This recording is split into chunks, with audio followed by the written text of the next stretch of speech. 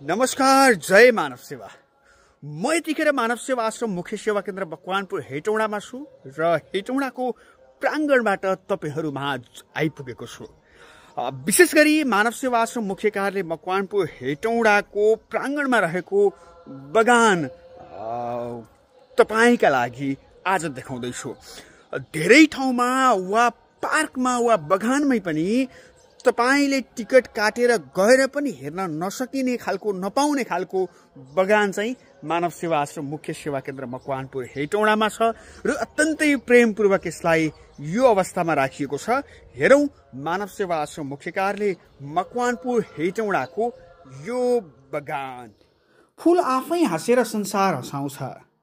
कति फूलहरू त एक दिनका लागि मात्र फुल्छन् र पनि फुलिन्जेल दिल खोलेर फुल्छन्। ती फूलमा भोलि ओइलिनु पर्छ भन्ने चिन्ता कतै पनि देखिँदैन, निर्धक्क फुलिदिन्छन्। त्यसैले तनाव, हताश, उदास र निराशामा भएका मानिसहरूलाई पल पलमा यी फूलहरूले प्रेरणा दिइरहेका हुन्छन्। यो बगानमा घुम्दै गर्दा सारा पीडा चिन्ता हराउन पुग्छ। हो, यसैका लागि अनेक उतार चढाव भोगेर सहारा विहीन भएर आश्रममा आइपुग्नु भएका आमा बुवाहरूको दुःख भुलाउनका लागि मानव सेवा आश्रम मुख्य कार्यालय मकवानपुर हेटौडाको आँगनीमा यो फूलबारी सजिएको छ।